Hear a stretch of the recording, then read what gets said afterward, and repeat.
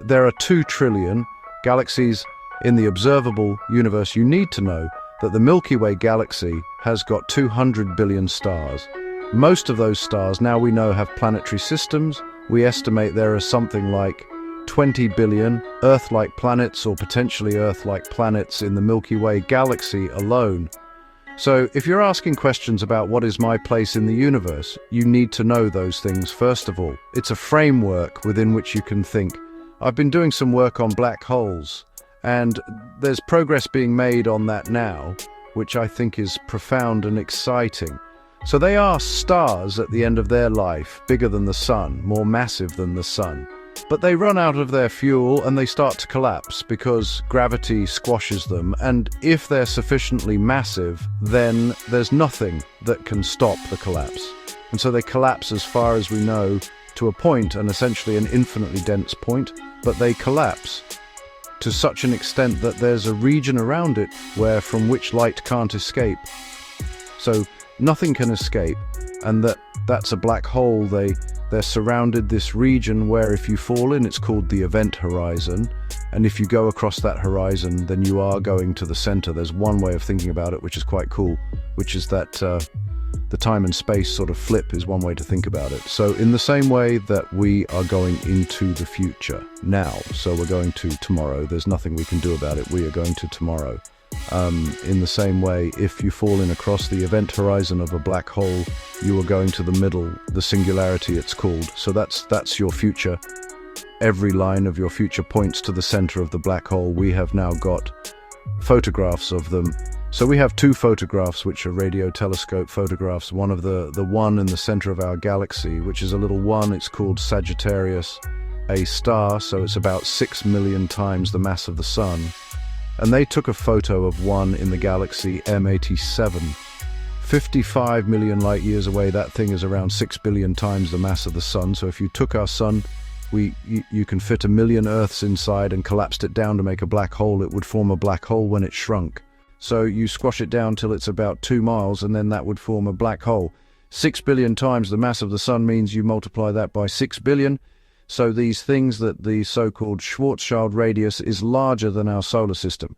So what you're seeing there is the emission from the material that's swelling around it. It's called the accretion disk. So you have material that's orbiting very fast, emitting a lot of radiation, and that's what you see. You know, it's a flat disk, by the way. Think Saturn's rings. So this material is very flat. But what you're seeing in that photograph is the light rays being bent around the black hole from that flat disk. So that was a prediction from Einstein's theory, basically published it in 1915. And you can predict that that's what one should look like. And then just about, was it 4 years ago, now maybe 5 years ago, for the first time in history, we get an image of one. And it looks like the prediction.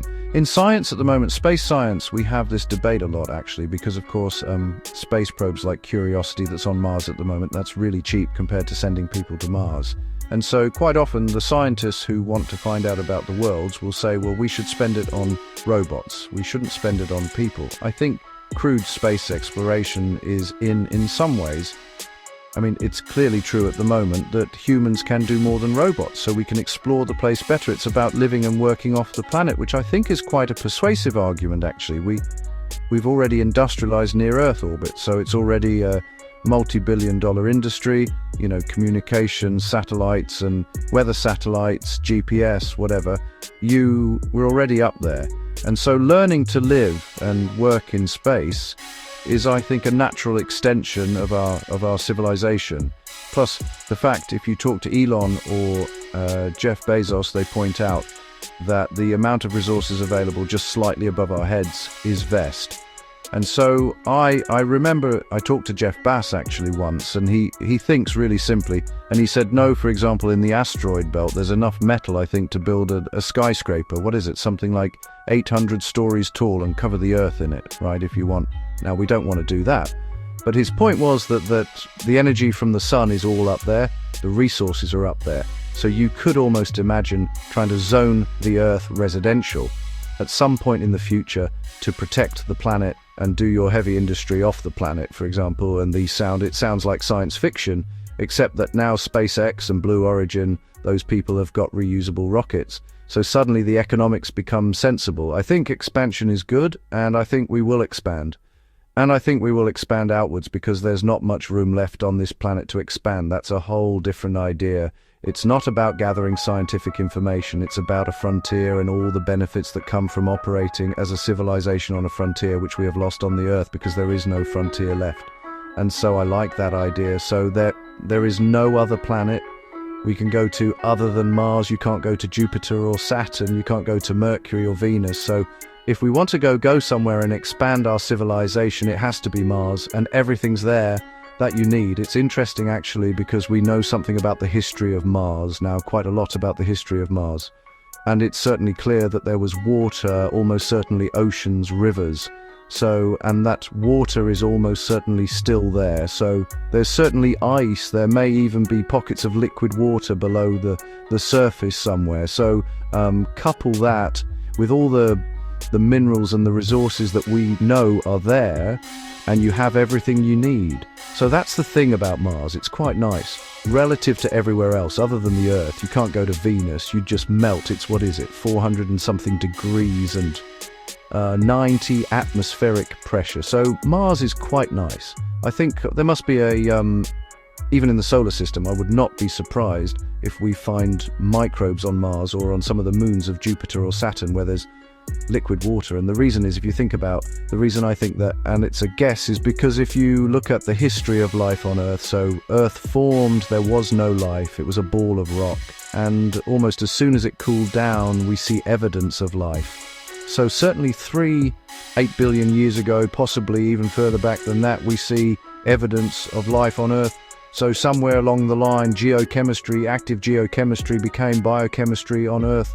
And we have some idea, you know, that if you get gradients of temperature and acid and alkaline and the conditions that are naturally present on the surface of oceans, then complex carbon chemistry spontaneously happens. So we know that life, almost certainly, we know that life began on Earth. I mean, the other option is it came from space or something like that, but it probably didn't, right? Probably began on Earth. So that means that at least here that happened, and that we know that the conditions that led to the origin of life on Earth were present on Mars 3.4 billion years ago, and we know that they're present on Europa today. So I don't see that there's anything special. Life is just chemistry. The idea that geochemistry becomes biochemistry is not fanciful because it happened here.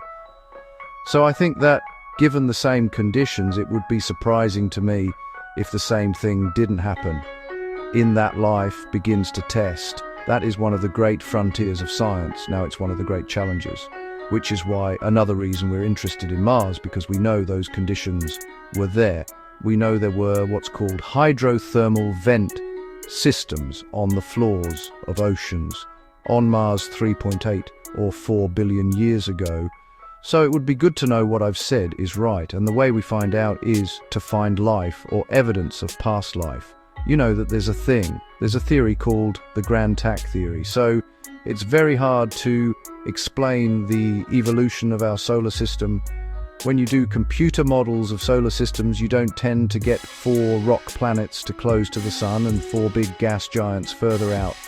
And one of the current best theories, and I say this because it shows you how lucky we might be, is that Jupiter, they tend to form these big gas giants and migrate inwards towards the star. So in almost all the computer simulations, just because you got this big gas giant orbiting in all the dust around the star, they tend to drop inwards, and it looks like Jupiter did that. So it looks like it formed and came in almost to where Mars orbits today, and cleared out the region around Mars, actually, which is maybe the reason Mars is so small compared to Venus and Earth. But then Saturn was coming in as well, and in the computer models, the interaction between Jupiter and Saturn stops Jupiter coming in before it gets to the Earth, and they both get dragged out again.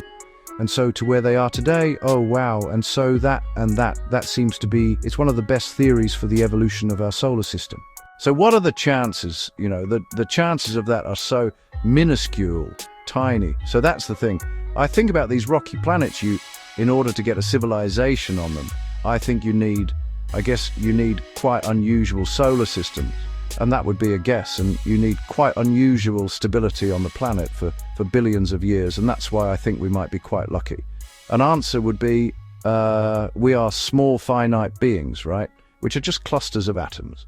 As we said before, they're very rare, but we understand roughly how they came to be, and we have a limited amount of time. Not actually, unfortunately, but because of the laws of nature forbid us to be immortal. Immortality is ruled out by the laws of physics, but also what's interesting about, if you look at the basic physics of the universe going from the Big Bang to where we are today, then the physics is driven by the fact that the universe began in an extremely ordered state, so it was a very highly ordered system, and it is tending towards a more disordered system at the moment, and that's called the second law of thermodynamics. What we strongly suspect, and I would say no, is that in that process of going from order to disorder, complexity emerges naturally for a brief period of time. So it's a natural part of the evolution of the universe that you get a period in time when there's complexity in the universe. So stars and planets and galaxies and life and civilizations. But they exist because the universe is decaying, not in spite of the fact the universe is decaying. So our existence in that sort of picture is necessarily finite and necessarily time limited, and it is a remarkable thing that that complexity has got so far that there are things in the universe that can think and feel and explore it. And I think that is the answer, if you want an answer to the meaning of it all, is that you are part of the universe because of the way the laws of nature work. You are allowed to exist, but you're allowed to exist for a small amount of time in a possibly infinite universe. What more do you want? You know, when I see people who go, I want more than that, I want more, you know, there must be more to it. What do you mean? The ingredients in our bodies were assembled in the hearts of long-dead stars over billions of years and have assembled themselves spontaneously into temporary structures that can think, can feel and explore, and then those structures will decay away again at some point, and in the very far future there'll be no structures left. So there we are, we exist in this little window when we can observe this magnificent universe. Why do you want any more?